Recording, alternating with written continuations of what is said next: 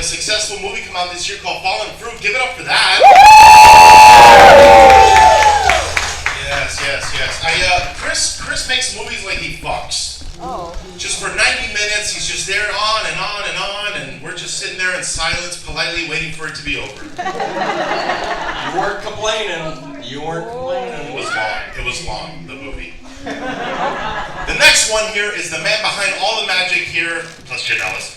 Give it up for Peter Mears!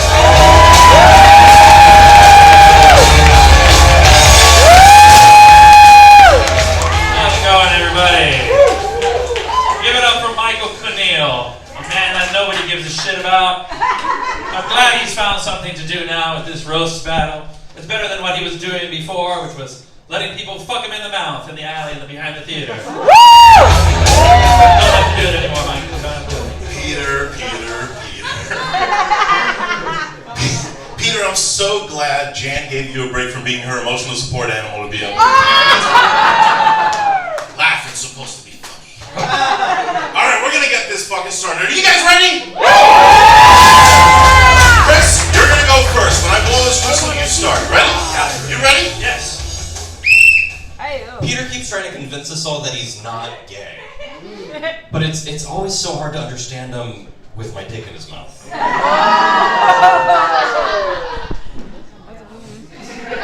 Chris, he's a film director. He went from jerking off in public theaters to making movies for jerk-offs. He's living his childhood dream now of making shit movies and the worst improv shows in history. Peter's real name is Pedro, believe it or not. It's kind of ironic that he just fed his own name, considering what Villain Theater is doing to Little Haiti. Chris and I, we're so similar. Cuban white boys with gay mustaches. But when I look at Chris, it feels like I'm looking in a mirror, But one of those funhouse mirrors that fucks up your face and your body and lowers your self-esteem for the whole day. And it gives me a bigger dick, too.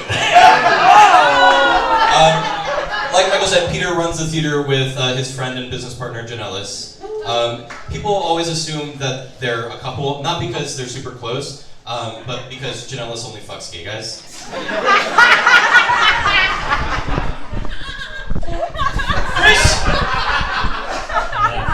Chris is a great, supportive member of the Villain Theater, which means his asshole is available for just about anybody.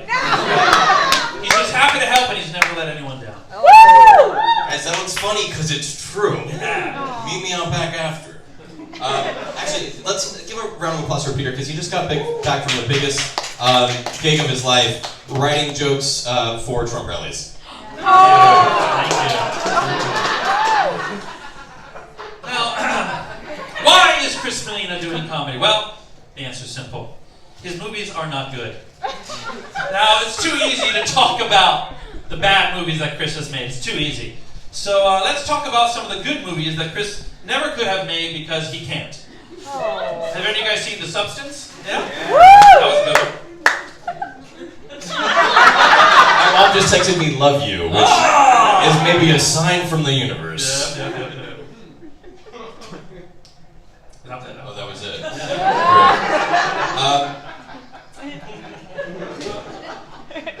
Peter made a volunteer program here at the theater to help kind of people from underrepresented communities join the theater, which is really nice because it's helping him fulfill his dream of people of color cleaning his toilets.